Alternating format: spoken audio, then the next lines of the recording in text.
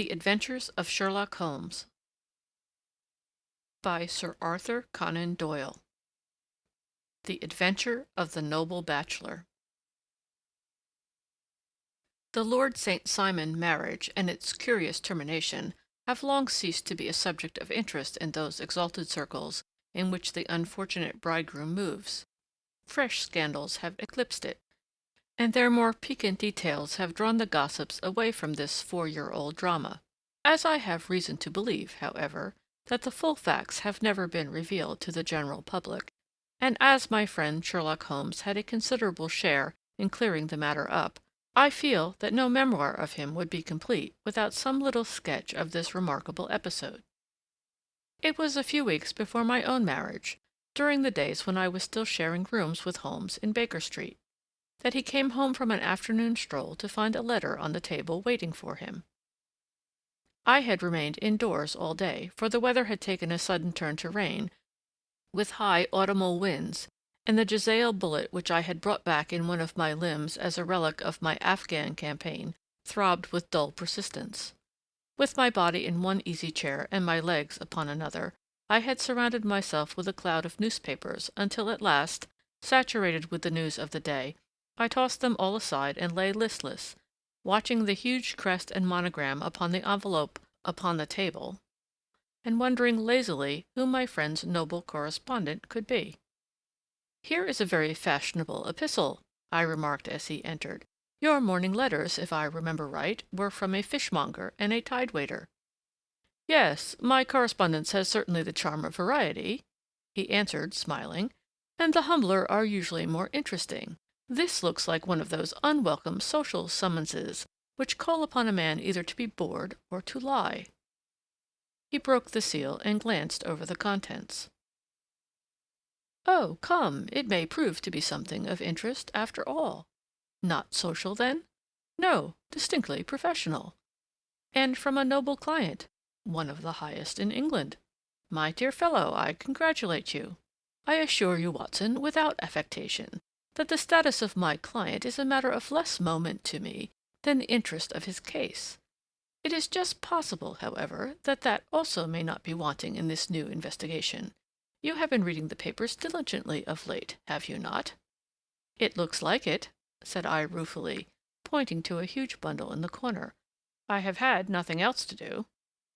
"It is fortunate, for you will perhaps be able to post me up. I read nothing except the criminal news and the agony column. The latter is always instructive. But if you have followed recent events so closely, you must have read about Lord St. Simon and his wedding?"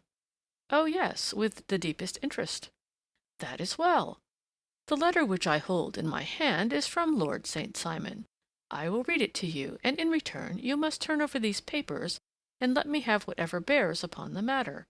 This is what he says: "My dear Mr. Sherlock Holmes, Lord Backwater tells me that I may place implicit reliance upon your judgment and discretion. I have determined, therefore, to call upon you and to consult you in reference to the very painful event which has occurred in connection with my wedding. Mr. Lestrade of Scotland Yard is acting already in the matter, but he assures me that he sees no objection to your co-operation, and that he even thinks that it might be of some assistance. I will call at 4 o'clock in the afternoon, and should you have any other engagement at that time, I hope that you will postpone it, as this is a matter of paramount importance. Yours faithfully, St. Simon." It is dated from Grosvenor Mansions, written with a quill pen, and the noble lord has had the misfortune to get a smear of ink upon the outer side of his right little finger, remarked Holmes as he folded up the epistle. "He says 4 o'clock. It is 3 now. He will be here in an hour. Then I have just time, with your assistance, to get clear upon the subject. Turn over those papers and arrange the extracts in their order of time, while I take a glance as to who our client is." He picked a red-covered volume from a line of books of reference beside the mantelpiece. "Here he is," said he, sitting down and flattening it out upon his knee. "Lord Robert Walsingham de Vere St. Simon, second son of the Duke of Balmoral. Hum. Arms, azure. 3 caltrops in chief over a fess sable. Born in 1846. He's 41 years of age, which is mature for marriage. was Under-Secretary for the Colonies in a late administration. The Duke, his father, was at one time Secretary for Foreign Affairs. They inherit Plantagenet blood by direct descent, and Tudor on the distaff side. Ha! Well, there is nothing very instructive in all this. I think that I must turn to you, Watson, for something more solid. I have very little difficulty in finding what I want, said I, for the facts are quite recent, and the matter struck me as remarkable. I feared to refer them to you, however, as I knew that you had an inquiry on hand, and that you disliked the intrusion of other matters. Oh, you mean the little problem of the Grosvenor Square furniture van. That is quite cleared up now, though, indeed, it was obvious from the first. Pray, give me the results of your newspaper selections. Here is the first notice which I can find. It is in the personal column of the Morning Post, and dates, as you see, some weeks back. A marriage has been arranged, it says, and will, if rumour is correct, very shortly take place, between Lord Robert St. Simon, second son of the Duke of Balmoral, and Miss Hattie Doran, the only daughter of Aloysius Doran, Esquire, of San Francisco, California, USA. That is all. Terse and to the point, remarked Holmes, stretching his long, thin legs towards the fire. There was a paragraph amplifying this in one of the society papers of the same week. Ah, here it is. There will soon be a call for protection in the marriage market, for the present free trade principle appears to tell heavily against our home product. One by one, the management of the noble houses of Great Britain is passing into the hands of our fair cousins from across the Atlantic. An important addition has been made during the last week to the list of the prizes which have been borne away by these charming invaders. Lord St. Simon, who has shown himself for over 20 years proof against the little god's arrows, has now definitely announced his approaching marriage with Miss Hattie Doran, the fascinating daughter of a California millionaire. Miss Doran, whose graceful figure and striking face attracted much attention at the Westbury House festivities, is an only child, and it is currently reported that her dowry will run to considerably over the 6 figures, with expectancies for the future. As it is an open secret that the Duke of Balmoral has been compelled to sell his pictures within the last few years, and as Lord St. Simon has no property of his own, save the small estate of Birchmoor, it is obvious that the Californian heiress is not the only gainer by an alliance which will enable her to make the easy and common transition from a Republican lady to a British peeress. Anything else? asked Holmes, yawning. Oh, yes, plenty. Then there is another note in the Morning Post to say that the marriage would be an absolutely quiet one, that it would be at St. George's, Hanover Square, that only a half a dozen intimate friends would be invited, and that the party would return to the furnished house at Lancaster Gate, which has been taken by Mr. Aloysius Doran. 2 days later, that is, on Wednesday last, there is a curt announcement that the wedding had taken place, and that the honeymoon would be passed at Lord Backwater's place near Petersfield. Those are all the notices which appeared before the disappearance of the bride. Before the what? asked Holmes with a start. The vanishing of the lady. When did she vanish, then? At the wedding breakfast. Indeed. This is more interesting than it promised to be. Quite dramatic, in fact. Yes, it struck me as being a little out of the common. They often vanish before the ceremony, and occasionally during the honeymoon, but I cannot call to mind anything quite so prompt as this. Pray, let me have the details. I warn you that they are very incomplete. Perhaps we may make them less so. Such as they are set forth in a single article of a morning paper of yesterday, which I will read to you. It is headed, Singular Occurrence at a Fashionable Wedding. The family of Lord Robert St. Simon has been thrown into the greatest consternation by the strange and painful episodes which have taken place in connection with his wedding. The ceremony, as shortly announced in the papers of yesterday, occurred on the previous morning, but it is only now that it has been possible to confirm the strange rumors which have been so persistently floating about. In spite of the attempts of the friends to hush the matter up, so much public attention has now been drawn to it that no good purpose can be served by affecting to disregard what is a common subject for conversation. The ceremony, which was performed at St. George's, Hanover Square, was a very quiet one, no one being present save the father of the bride, Mr. Aloysius Doran, the Duchess of Balmoral, Lord Backwater, Lord Eustace and Lady Clara St. Simon, the younger brother and sister of the bridegroom, and Lady Alicia Whittington. The whole party proceeded afterwards to the house of Mr. Aloysius Doran at Lancaster Gate, where breakfast had been prepared. It appears that some little trouble was caused by a woman, whose name has not been ascertained, who endeavored to force her way into the house after the bridal party, alleging that she had some claim upon Lord St. Simon. It was only after a painful and prolonged scene that she was ejected by the butler and the footman. The bride, who had fortunately entered the house before this unpleasant interruption, had sat down to breakfast with the rest, when she complained of a sudden indisposition and retired to her room. Her prolonged absence having caused some comment, her father followed her, but learned from her maid that she had only come up to her chamber for an instant, caught up an ulster and bonnet, and hurried down to the passage.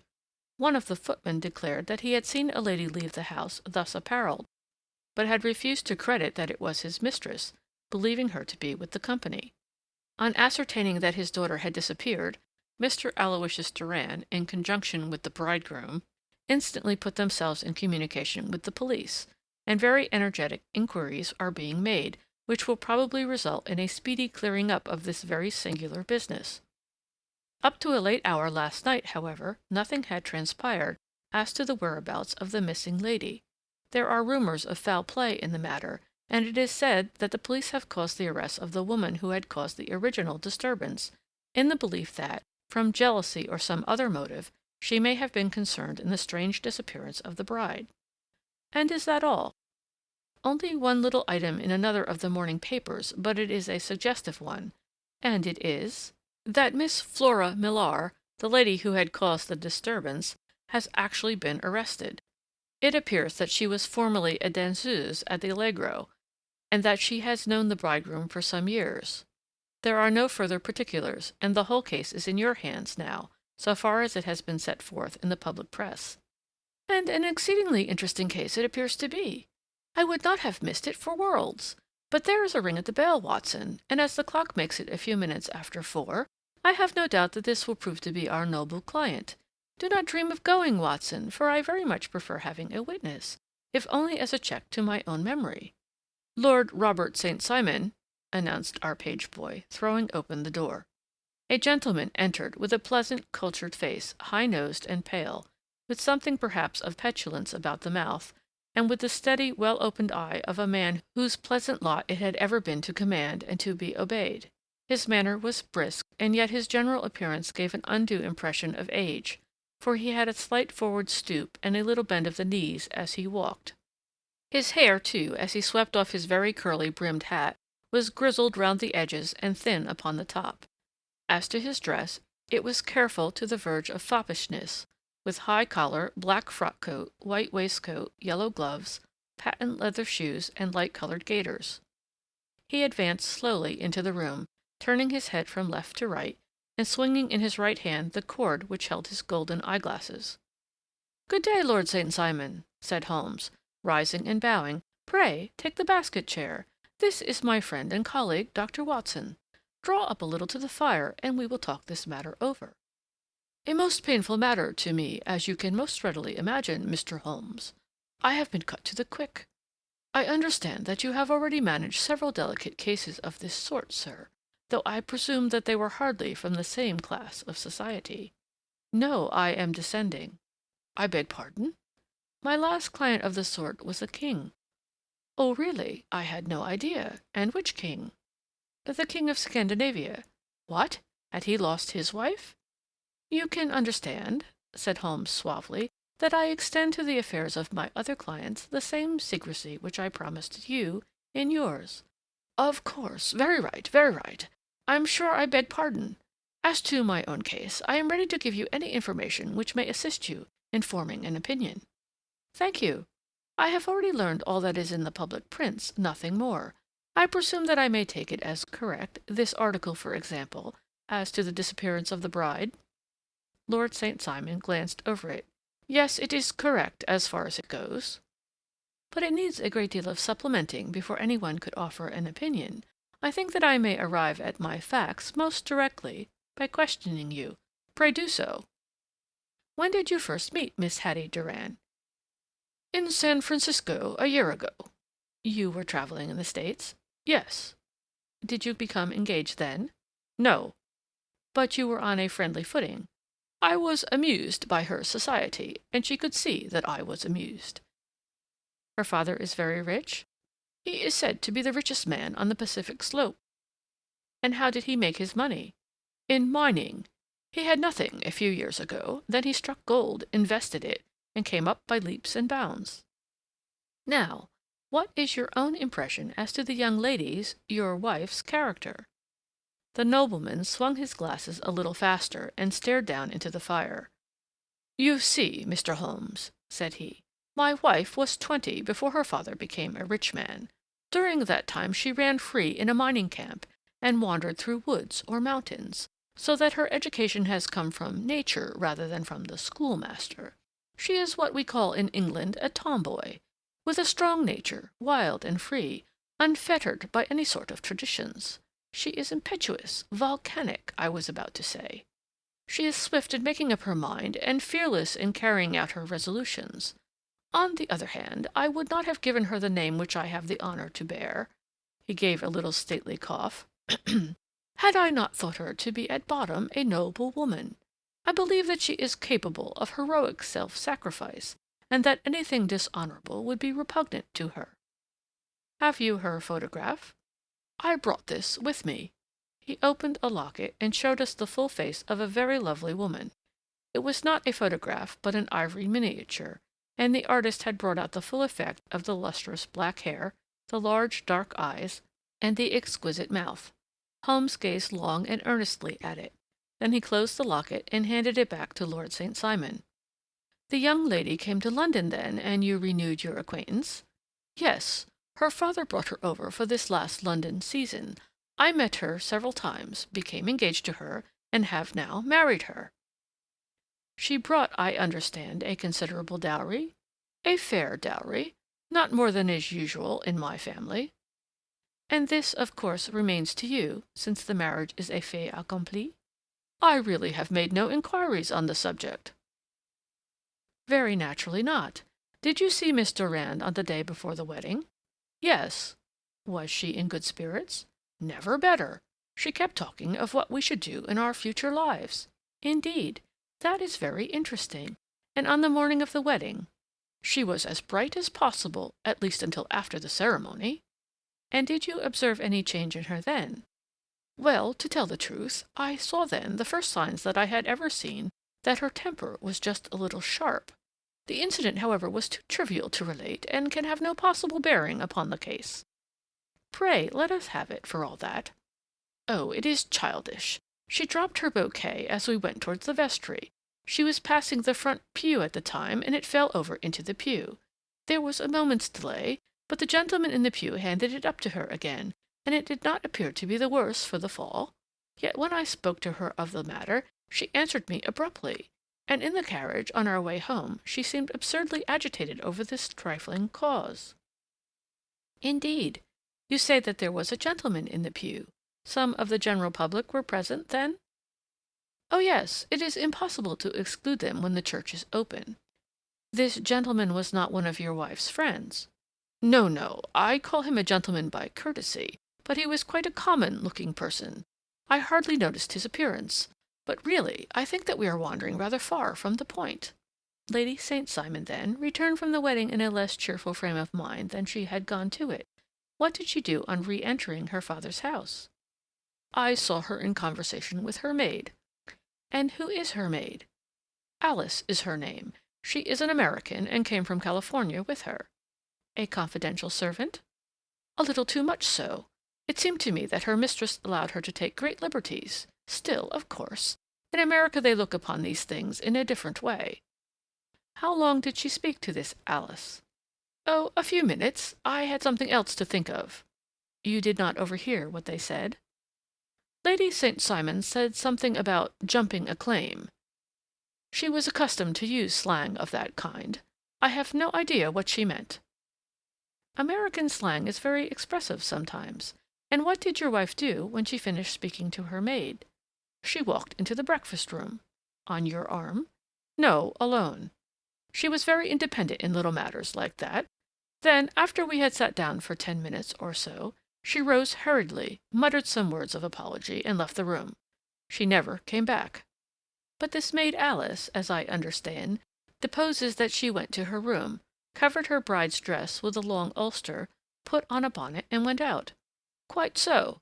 And she was afterwards seen walking into Hyde Park in company with Flora Millar, a woman who is now in custody, and who had already made a disturbance at Mr. Durand's house that morning. Ah, yes. I should like a few particulars as to this young lady and your relations to her. Lord St. Simon shrugged his shoulders and raised his eyebrows. We have been on a friendly footing for some years. I may say on a very friendly footing. She used to be at the Allegro. I have not treated her ungenerously, and she had no just cause of complaint against me. But you know what women are, Mr. Holmes. Flora was a dear little thing, but exceedingly hot-headed and devotedly attached to me. She wrote me dreadful letters when she heard that I was about to be married. And to tell the truth, the reason why I had the marriage celebrated so quietly was that I feared lest there might be a scandal in the church. She came to Mr. Durand's door just after we returned, and she endeavored to push her way in, uttering very abusive expressions towards my wife, and even threatening her. But I had foreseen the possibility of something of the sort, and I had 2 police fellows there in private clothes, who soon pushed her out again. She was quiet when she saw that there was no good in making a row. Did your wife hear all this? No, thank goodness, she did not. And she was seen walking with this very woman afterwards. Yes, that is what Mr. Lestrade of Scotland Yard looks upon as so serious. It is thought that Flora decoyed my wife out and laid some terrible trap for her.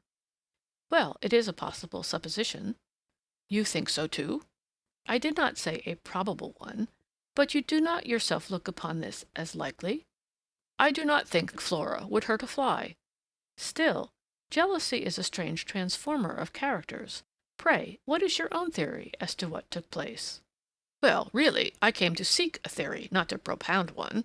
I have given you all the facts. Since you ask me, however, I may say that it has occurred to me as possible that the excitement of this affair, the consciousness that she had made so immense a social stride, had the effect of causing some little nervous disturbance in my wife.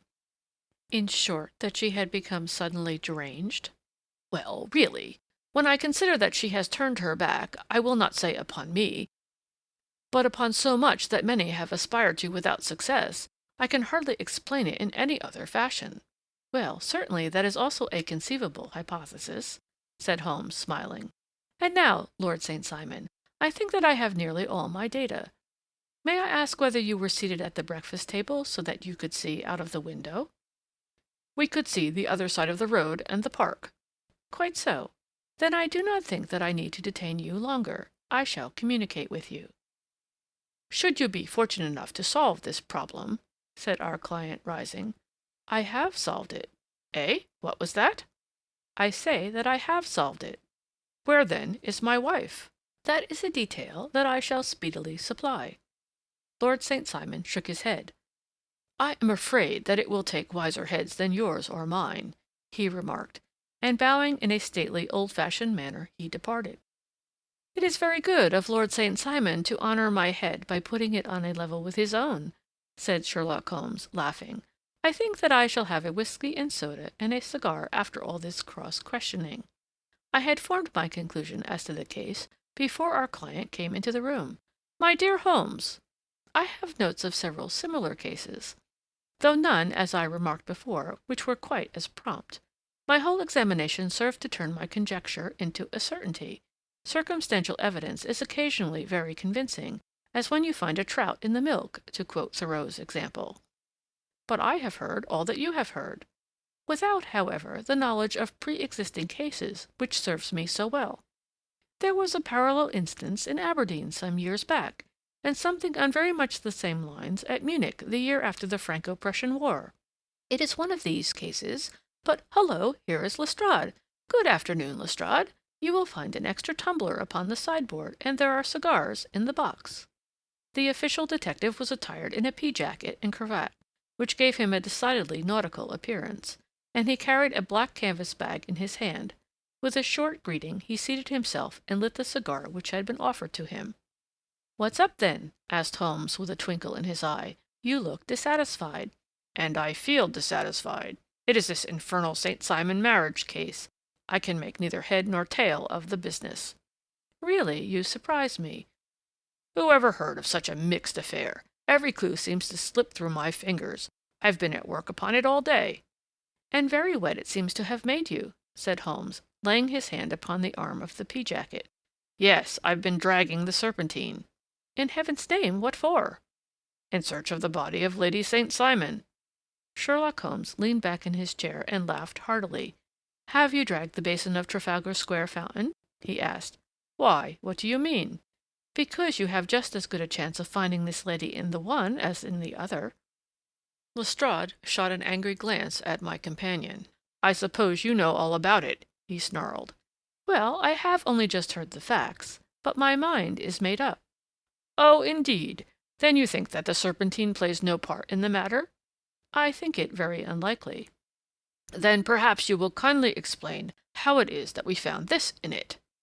He opened his bag as he spoke, and tumbled onto the floor a wedding dress of watered silk, a pair of white satin shoes, and a bride's wreath and veil, all discolored and soaked in water. "There," said he, putting a new wedding ring upon the top of the pile. "There is a little nut for you to crack, Master Holmes." "Oh, indeed," said my friend, blowing blue rings into the air. "You dragged them from the Serpentine?" "No, they were found floating near the margin by a park keeper. They have been identified as her clothes, and it seemed to me that if the clothes were there, the body would not be far off." "By the same brilliant reasoning, every man's body is to be found in the neighborhood of his wardrobe. And pray, what did you hope to arrive at through this?" "At some evidence implicating Flora Millar in the disappearance." "I am afraid that you will find it difficult." "Are you indeed, now?" cried Lestrade with some bitterness. "I am afraid, Holmes, that you are not very practical with your deductions and your inferences. You have made two blunders in as many minutes. This dress does implicate Miss Flora Millar." "And how?" "In the dress is a pocket, in the pocket is a card case. In the card case is a note, and here is the very note." He slapped it down upon the table in front of him. "Listen to this. 'You will see me when all is ready. Come at once. F.H.M.' Now, my theory all along has been that Lady St. Simon was decoyed away by Flora Millar, and that she, with confederates, no doubt, was responsible for her disappearance. Here, signed with her initials, is the very note which was no doubt quietly slipped into her hand at the door, and which lured her within their reach." "Very good, Lestrade," said Holmes, laughing. "You really are very fine indeed. Let me see it." He took up the paper in a listless way, but his attention instantly became riveted, and he gave a little cry of satisfaction. "This is indeed important," said he. "Ha! You find it so?" "Extremely so. I congratulate you warmly." Lestrade rose in his triumph and bent his head to look. "Why," he shrieked, "you're looking at the wrong side." "On the contrary, this is the right side." "The right side? You're mad. Here is the note written in pencil, over here." "And over here is what appears to be the fragment of a hotel bill, which interests me deeply." "There's nothing in it. I looked at it before," said Lestrade. "October 4th. Rooms, 8 shillings. Breakfast, 2 shillings, 6 pence. Cocktail, 1 shilling. Lunch, 2 shillings, 6 pence. Glass sherry, 8 pence. I see nothing in that." "Very likely not. It is most important all the same. As to the note, it is important also, or at least the initials are, so I congratulate you again." "I've wasted time enough," said Lestrade, rising. "I believe in hard work, and not in sitting by the fire spinning fine theories. Good day, Mr. Holmes, and we shall see which gets to the bottom of the matter first." He gathered up the garments, thrust them into the bag, and made for the door. "Just one hint to you, Lestrade," drawled Holmes before his rival vanished. "I will tell you the true solution of the matter. Lady St. Simon is a myth. There is not, and there never has been, any such person." Lestrade looked sadly at my companion. Then he turned to me, tapped his forehead 3 times, shook his head solemnly, and hurried away. He had hardly shut the door behind him when Holmes rose to put on his overcoat. "There is something in what the fellow says about outdoor work," he remarked. "So I think, Watson, that I must leave you to your papers for a little." It was after 5 o'clock when Sherlock Holmes left me, but I had no time to be lonely, for within an hour there arrived a confectioner's man with a very large flat box. This he unpacked with the help of a youth, whom he had brought with him, and presently, to my very great astonishment, a quite epicurean little cold supper began to be laid out upon our humble lodging-house mahogany. There were a couple of brace of cold woodcock, a pheasant, a pâté de foie gras pie, with a group of ancient and cobwebby bottles. Having laid out all these luxuries, my two visitors vanished away, like the genii of the Arabian Nights, with no explanation save that the things had been paid for and were ordered to this address. Just before 9 o'clock, Sherlock Holmes stepped briskly into the room. His features were gravely set, but there was a light in his eye which made me think that he had not been disappointed in his conclusions. "They have laid the supper, then," he said, rubbing his hands. "You seem to expect company. They have laid for 5. Yes, I fancy we may have some company dropping in," said he. "I am surprised that Lord St. Simon has not already arrived. Ha! I fancy that I hear his step now upon the stairs." It was indeed our visitor of the afternoon who came bustling in, dangling his glasses more vigorously than ever, and with a very perturbed expression upon his aristocratic features. "My messenger reached you, then?" asked Holmes. "Yes, and I confess that the contents startled me beyond measure. Have you good authority for what you say?" "The best possible." Lord St. Simon sank into a chair and passed his hand over his forehead. "What will the Duke say," he murmured, "when he hears that one of the family has been subjected to such humiliation?" "It is the purest accident. I cannot allow that there is any humiliation." "Ah, you look on these things from another standpoint." "I fail to see that any one is to blame. I can hardly see how the lady could have acted otherwise, though her abrupt method of doing it was undoubtedly to be regretted. Having no mother, she had no one to advise her at such a crisis." "It was a slight, sir, a public slight," said Lord St. Simon, tapping his fingers upon the table. "You must make allowance for this poor girl, placed in so unprecedented a position." "I will make no allowance. I am very angry indeed, and I have been shamefully used." "I think that I heard a ring," said Holmes. "Yes, there are steps on the landing. If I cannot persuade you to take a lenient view of the matter, Lord St. Simon, I have brought an advocate here who may be more successful." He opened the door and ushered in a lady and gentleman. "Lord St. Simon," said he, "allow me to introduce you to Mr. and Mrs. Francis Hay Moulton. The lady, I think, you have already met." At the sight of these newcomers, our client sprung from his seat and stood very erect, with his eyes cast down and his hand thrust into the breast of his frock-coat, a picture of offended dignity. The lady had taken a quick step forward and held out her hand to him, but he still refused to raise his eyes. It was as well for his resolution, perhaps, for her pleading face was one which it was hard to resist. "You're angry, Robert," said she. "Well, I guess you have every cause to be." "Pray make no apology to me," said Lord St. Simon bitterly. "Oh, yes, I know that I have treated you real bad, and that I should have spoken to you before I went, but I was kind of rattled, and from the time when I saw Frank here again, I just didn't know what I was doing or saying. I only wonder I didn't fall down and do a faint right there before the altar." "Perhaps, Mrs. Moulton, you would like my friend and me to leave the room while you explain this matter?" "If I may give an opinion," remarked the strange gentleman, "we've had just a little too much secrecy over this business already. For my part, I should like all Europe and America to hear the rights of it." He was a small, wiry, sunburnt man, clean-shaven, with a sharp face and alert manner. "Then I'll tell our story right away," said the lady. "Frank here and I met in '84 in Maguire's camp near the Rockies, where Pa was working a claim. We were engaged to each other, Frank and I, but then one day Father struck a rich pocket and made a pile, while poor Frank there had a claim that petered out and came to nothing. The richer Pa grew, the poorer was Frank. So at last Pa wouldn't hear of our engagement lasting any longer, and he took me away to Frisco. Frank wouldn't throw up his hand, though, so he followed me there, and he saw me without Pa knowing anything about it. It would have only made him mad to know, so we just fixed it all up for ourselves. Frank said that he would go and make his pile too, and never come back to claim me until he had as much as Pa. So then I promised to wait for him to the end of time, and pledged myself not to marry anyone else while he lived. "Why shouldn't we be married right away, then?" said he, "and then I will feel sure of you, and I won't claim to be your husband till I come back." Well, we talked it over. and he had fixed it all up so nicely, with a clergyman all ready and waiting, that we just did it right there, and then Frank went off to seek his fortune, and I went back to Pa. The next I heard of Frank was that he was in Montana, and then he went prospecting in Arizona, and then I heard of him from New Mexico. After that came a long newspaper story about how a miners' camp had been attacked by Apache Indians, and there was my Frank's name among the killed. I fainted dead away, and I was very sick for months after. Pa thought I had a decline, and took me to half the doctors in Frisco.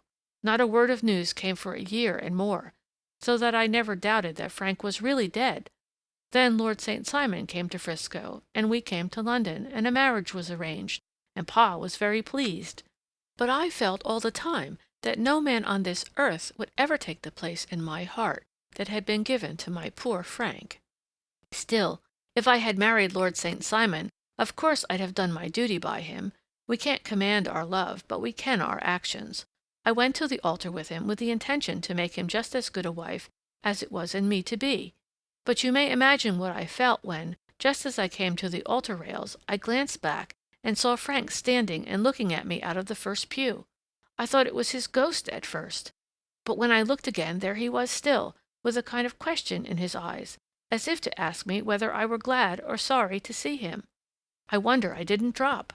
I know that everything was turning round, and the words of the clergyman were just like the buzz of a bee in my ear. I didn't know what to do. Should I stop the service and make a scene in the church?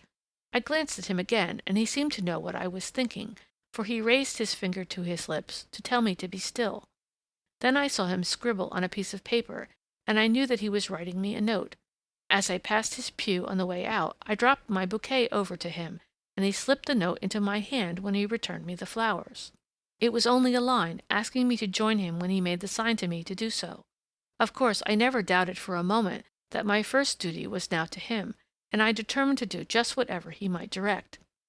When I got back, I told my maid, who had known him in California and had always been his friend. I ordered her to say nothing, but to get a few things packed and my ulster ready. I know I ought to have spoken to Lord St. Simon, but it was dreadful hard before his mother and all those great people. I just made up my mind to run away and explain afterwards. I hadn't been at the table 10 minutes before I saw Frank out of the window at the other side of the road. He beckoned to me, and then began walking into the park. I slipped out, put on my things, and followed him. Some woman came talking something or other about Lord St. Simon to me. Seemed to me from the little I heard as if he had a little secret of his own before marriage also. But I managed to get away from her, and soon overtook Frank. We got into a cab together, and away we drove to some lodgings he had taken in Gordon Square, and that was my true wedding after all those years of waiting. Frank had been a prisoner among the Apaches, had escaped, come to Frisco, found that I had given him up for dead and had gone to England, followed me there, and had come upon me at last on the very morning of my second wedding. "I saw it in a paper," explained the American. "It gave the name and the church, but not where the lady lived." Then we had a talk as to what we should do, and Frank was all for openness, but I was so ashamed of it all that I felt as if I should like to vanish away and never see any of them again, just sending a line to Pa, perhaps, to show him that I was alive. It was awful to me to think of all those lords and ladies sitting round that breakfast table and waiting for me to come back. So Frank took my wedding clothes and things and made a bundle of them so that I should not be traced, and dropped them away somewhere where no one could find them. It is likely that we should have gone on to Paris tomorrow, only that this good gentleman, Mr. Holmes, came round to us this evening, though how he found us is more than I can think, and he showed us very clearly and kindly that I was wrong, and that Frank was right, and that we should be putting ourselves in the wrong, if we were so secret. Then he offered to give us a chance of talking to Lord St. Simon alone, and so we came right way around to his rooms at once. Now, Robert, you have heard it all, and I am very sorry if I have given you pain, and I hope that you do not think very meanly of me." Lord St. Simon had by no means relaxed his rigid attitude, but had listened with a frowning brow and a compressed lip to this long narrative. "Excuse me," he said, "but it is not my custom to discuss my most intimate personal affairs in this public manner." "Then you won't forgive me? You won't shake hands before I go?" "Oh, certainly, if it would give you any pleasure." He put out his hand and coldly grasped that which she extended to him. "I had hoped," suggested Holmes, "that you would have joined us in a friendly supper." "I think that there you ask a little too much," responded his lordship. "I may be forced to acquiesce in these recent developments, but I can hardly be expected to make merry over them. I think that with your permission I will now wish you all a very good night." He included us all in a sweeping bow and stalked out of the room. "Then I trust that you at least will honor me with your company," said Sherlock Holmes. "It is always a joy to meet an American, Mr. Moulton, for I am one of those who believe that the folly of a monarch and the blundering of a minister in far-gone years will not prevent our children from being some day citizens of the same world-wide country under a flag which shall be a quartering of the Union Jack with the Stars and Stripes." "The case has been an interesting one," remarked Holmes when our visitors had left us, "because it serves to show very clearly how simple the explanation may be of an affair which at first sight seems to be almost inexplicable. Nothing could be more natural than the sequence of events as narrated by this lady, and nothing stranger than the result when viewed, for instance, by Mr. Lestrade of Scotland Yard." "You were not yourself at fault at all, then?" "From the first, two facts were very obvious to me. The one that the lady had been quite willing to undergo the wedding ceremony. The other that she had repented of it within a few minutes of returning home. Obviously, something had occurred during the morning, then, to cause her to change her mind. What could that something be? She could not have spoken to any one when she was out, for she had been in the company of the bridegroom. Had she seen some one, then? If she had, it must be someone from America, because she had spent so short a time in this country that she could hardly have allowed anyone to acquire so deep an influence over her that the mere sight of him would induce her to change her plans so completely. You see, we have already arrived, by a process of exclusion, at the idea that she might have seen an American. Then who could this American be, and why should he possess so much influence over her? It might be a lover. It might be a husband. Her young womanhood had, I knew, been spent in rough scenes and under strange conditions. So far I had got before I ever heard Lord St. Simon's narrative, when he told us of a man in a pew, of the change in the bride's manner, of so transparent a device for obtaining a note as the dropping of a bouquet, of her resort to her confidential maid, and of her very significant allusion to claim-jumping, which in miners' parlance means taking possession of that which another person has a prior claim to. The whole situation became absolutely clear. She had gone off with a man, and the man was either a lover or was a previous husband, the chances being in favor of the latter. And how in the world did you find them? It might have been difficult, but friend Lestrade held information in his hands the value of which he did not himself know. The initials were, of course, of the highest importance, but more valuable still was it to know that within a week he had settled his bill at one of the most select London hotels. How did you deduce the select? By the select prices.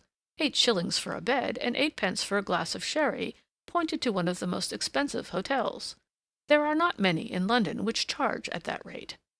In the second one, which I visited in Northumberton Avenue, I learned by an inspection of the book that Francis H. Moulton, an American gentleman, had left only the day before, and on looking over the entries against him I came upon the very items which I had seen in the duplicate bill. His letters were to be forwarded to 226 Gordon Square, so thither I travelled, and being fortunate enough to find the loving couple at home, I ventured to give them some parental advice, and to point out to them that it would be better in every way that they should make their position a little clearer, both to the general public and to Lord St. Simon in particular. I invited them to meet him here, and as you see, I made him keep the appointment." "But with no very good result," I remarked. "His conduct was certainly not very gracious." "Ah, Watson," said Holmes, smiling, "perhaps you would not be very gracious either if, after all the trouble of wooing and wedding, you found yourself deprived in an instant of a wife and of fortune. I think that we may judge Lord St. Simon very mercifully, and thank our stars that we are never likely to find ourselves in the same position. Draw up your chair and hand me my violin, for the only problem we have still to solve is how to while away these bleak autumnal evenings." End of Chapter 10. The Adventures of the Noble Bachelor.